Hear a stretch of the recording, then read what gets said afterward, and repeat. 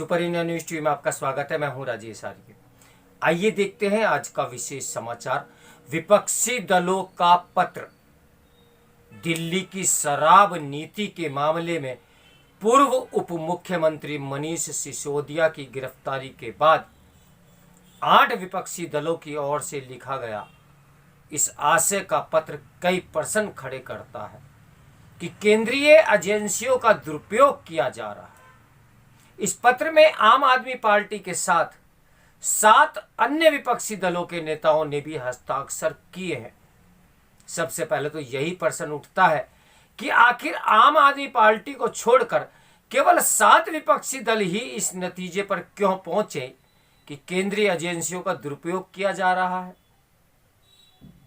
इसके अतिरिक्त ये प्रश्न भी उठता है कि तृणमूल कांग्रेस की प्रमुख और बंगाल की मुख्यमंत्री ममता बनर्जी इस पत्र पर हस्ताक्षर कैसे कर सकती है। क्या बंगाल के शिक्षक भर्ती घोटाले को अनदेखा कर दिया जाए? शिक्षकों की भर्ती में घोटाला किया गया और बेहद बेशर्मी के साथ किया गया। ये निष्कर्ष कलकत्ता उच्च न्यायालय का है।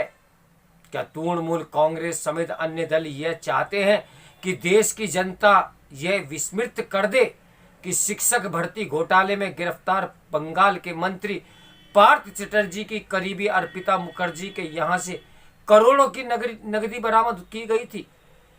यदि तृणमूल कांग्रेस पार्थ चटर्जी को निर्दोष मानती है तो फिर उसने उन्हें पार्टी से निलंबित क्यों किया? केंद्रीय जांच एजेंसियों के दुरुपयोग की शिकायत करने वाले दलों की माने तो मनीष सिसोदिया को बिना किसी प्रमाण गिरफ्तार किया गया। यदि ऐसा है तो अदालत ने उन्हें जमानत देने से मना करते हुए सीबीआई के रिमांड पर क्यों भेज दिया?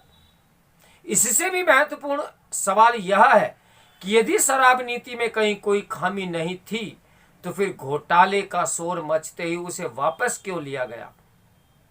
क्या विपक्षी दल इसकी जिम्मेदारी ले सकते हैं कि दिल्ली सरकार की ओर से वापस ली गई शराब नीति में कहीं कोई खामी नहीं थी और उससे शराब विक्रेताओं को कहीं कोई अनुचित लाभ नहीं मिल रहा था? एक सवाल यह भी है कि क्या चिट्ठी लिखने वाले विपक्षी दलों के नेता मनीष सिसोदिया समेत जो अन्य नेता घपले घोटालों के आरोप में केंद्रीय एजेंसियों की जांच के दायरे में है, उनके निर्दोष होने का प्रमाण दे सकते हैं? यह हैरानी की बात है कि विपक्षी नेताओं की चिट्ठी में उन लालू यादव का भी जिक्र है जिन्हें चारा घोटाले में सजा सुनाई जा चुकी। यह सही है कि ऐसी कोई सरकार नहीं जिस पर केंद्रीय जांच एजेंसियों का दुरुपयोग करने का आरोप न लगता हो, लेकिन इसका यह मतलब तो नहीं कि राजनीतिक भ्रष्टाचार पर पूरी तरह लगाम लग गई है। राजनीतिक भ्रष्टाचार एक कटु सच्चाई है।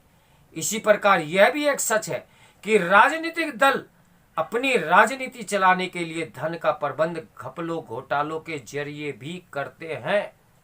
इसी कारण नेताओं के घपले घोटाले सामने आते रहते हैं।